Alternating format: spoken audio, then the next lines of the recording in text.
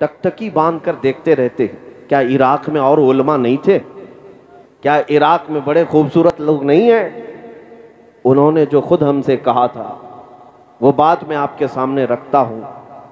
और शेख उमर सलीम अल आज़मी ने कहा था कि बेटा हम इनको जो देखते हैं ये हमारे इख्तियार में नहीं है, खुद इनका हुस्न हमारी अपनी तरफ हमें खींचता है।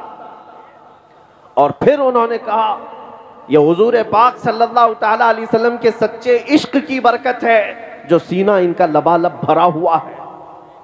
इज्जत इस बात की है, अभी अगर मैं जिक्र करने लग जाऊं तो यहाँ उर्से ताजु शरिया ही हो जाएगा, लेकिन मेरा मौजू है हुजूर पाक की मोहब्बत। क्या बात। मैं आपको कहता हूँ मिस्र में एक हमारे बहुत बड़े उस्ताद शेख ताहा हुबैशी साहब इंतकाल फरमा गए, अभी अभी सादात में से थे।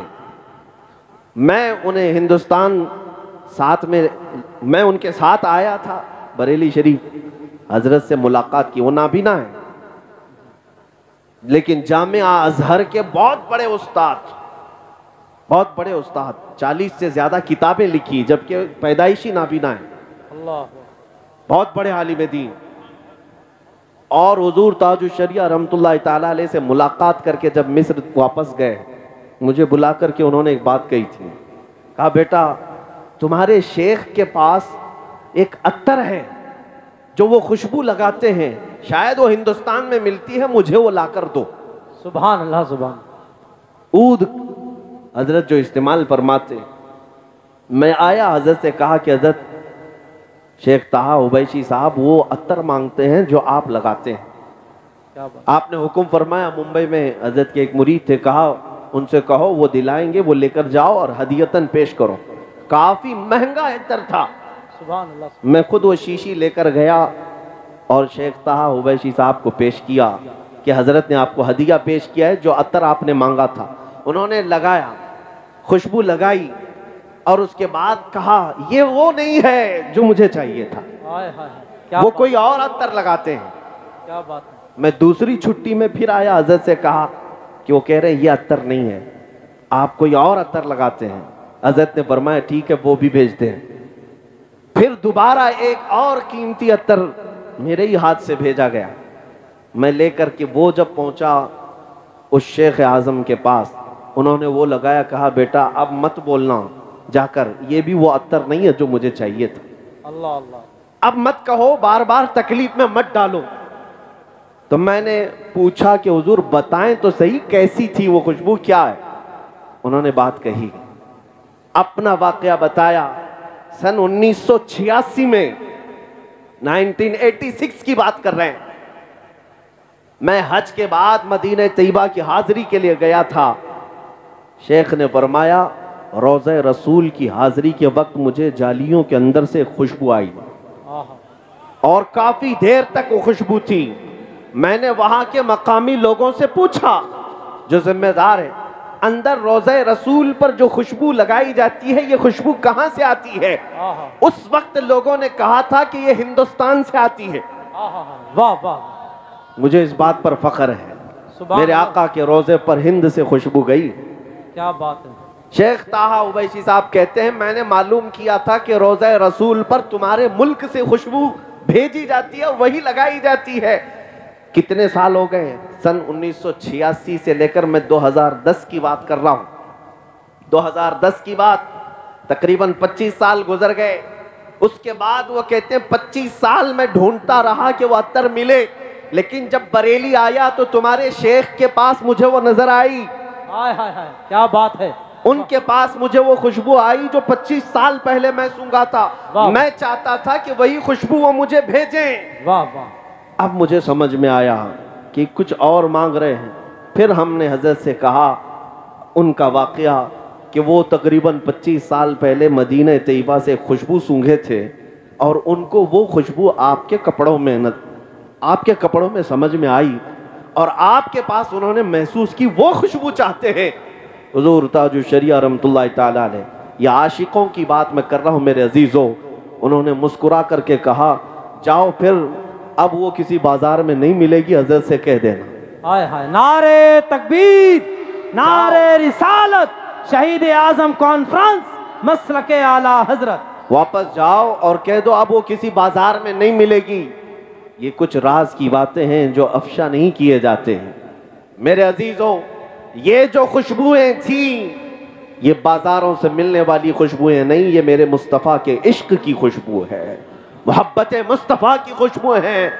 और इसीलिए आपके नाज़िम इजलास ने भी अभी कहा था, मुझे शेर याद नहीं आते, कि जो नबी पाक सल्लल्लाहु ताला अलैहि वसल्लम को समझ नहीं पाते या वो खुशबू महसूस नहीं कर पाते, ये वही लोग हैं जिनके उसूल में ख़ता है, हुजूर पाक सल्लल्लाहु अलैहि वसल्लम की शान में तौहीन करने वाले।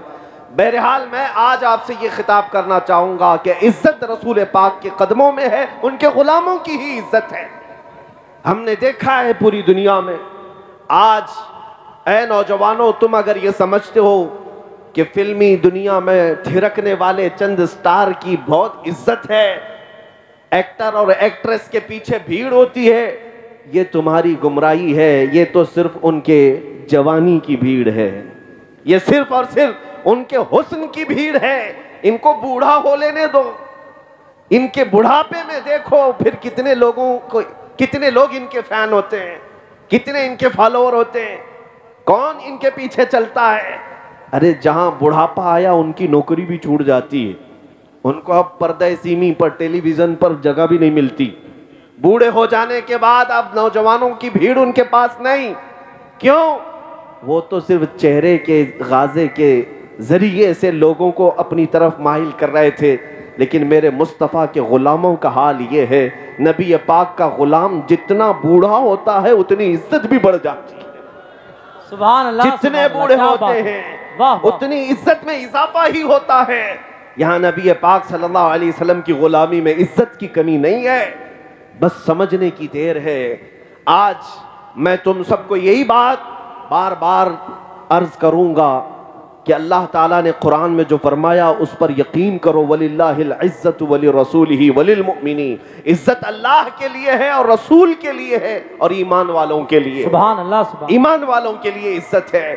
तुम दर दर की ठोकरें आज जो खा रहे हो या इधर उधर इज्जत तलाश कर रहे हो, बहुत बड़ी खता पर हो, बहुत बड़ी खता पर हो। अगर कोई ये समझता है हुजूर पाक सल्लल्लाहु ताला अलैहि वसल्लम की सुन्नतों पर आ जाने से इज्जत में कमी आएगी, ऐ दुश्मन अकल, जरा देख तो सही, ये दाढ़ी और ये टोपी और ये जुब्बे वाले को इतना बड़ा मिंबर दिया क्यों गया है? क्या बात है, वाह वाह। तुम्हारी आंखों के सामने इतनी ऊंचाई पर इन सबको बिठाया क्यों गया है? क्या ये बड़े बड़े पैसे वाले हैं इसलिए ऊपर बिठाया गया? ये इज्जत तुम्हें देखनी होगी, नहीं सिर्फ इसलिए बिठाया गया है कि ये नबी पाक सल्लल्लाहु अलैहि वसल्लम के कदमों से वाबस्ता जमात, सुभान अल्लाह, हुजूर पाक के नाइबीन की जमात है, जो दुनिया में मुस्तफ़ा करीम से वाबस्ता हुआ, उसके लिए यहाँ मिंबर है। तो फिर क़यामत में तो इज्जत और देखनी है। अर्श हक है, मसनद रिफ़ात रसूलुल्लाह की देखनी है, हश्र में इज्जत रसूलुल्लाह की। सुभान अल्लाह, सुभान। मेरे अजीजों, जिन नौजवानों ने आज धोखा खाया और उन लोगों से आज फिर मैं कहता हूं वापस आ जाओ, पलट करके आ जाओ। नबी पाक सल्लल्लाहु अलैहि वसल्लम के अगर गुलाम हो तो पूरे के पूरे गुलाम बनो, पूरे के पूरे हो जाओ। क्या बात? क्यों यहूद और नसारा की तकलीद पर तुम आज अपनी जिंदगी के शब रोज गुजार रहे हो? तुम्हें क्या हासिल हो रहा है? कुछ नहीं सिवाय तुम्हारे टूटने बिखरने के। एक बात मैं आपको बताऊं, जितना बंदा नबी पाक सल्लल्लाहु अलैहि वसल्लम से दूर होता जाएगा उतना बुज़दिल बनता जाएगा। अल्लाह अल्लाह। बुज़दिल, कायर। जो लोग खौफ से आज जी रहे हैं, डर से जी रहे हैं, सिर्फ वही लोग हैं जिनको नबी पाक सल्लल्लाहु ताला अलैहि वसल्लम से दूरी हो गई है। वरना मेरे आका सल्लल्लाहु अलैहि वसल्लम के कदमों में रहने वाला पूरे तूफानों से भी कभी नहीं घबराता। क्या बात, कभी नहीं डरता, ना वो पहाड़ों की चट्टानों से, बल्कि हमारे असलाफ का हाल तो यही है। दश्त तो दश्त है, दरिया भी न छोड़े हमने, बहरे जुल्मात में दौड़ा दिए घोड़े हमने। दी अज़ाने कभी यूरोप के कलीसाओं में तो कभी अफ्रीका के तपते हुए सहराओं में। तुझसे सरकश हुआ कोई तो बिगड़ जाते थे, हक से सरकश हुआ कोई तो बिगड़ जाते थे। अरे तोप क्या चीज है, देख क्या चीज, हम तोप से भी लड़ जाते थे। नबी पाक सल्लल्लाहु अलैहि वसल्लम के गुलामों में बुज़दिली नहीं आ सकती। डर और खौफ नहीं आ सकता। जी, बहुत आला हज़रत फाजिल बरेलवी ने यही तो मैसेज दिया, खौफ ना रख रजा जरा, तू तो है अब्दे मुस्तफा।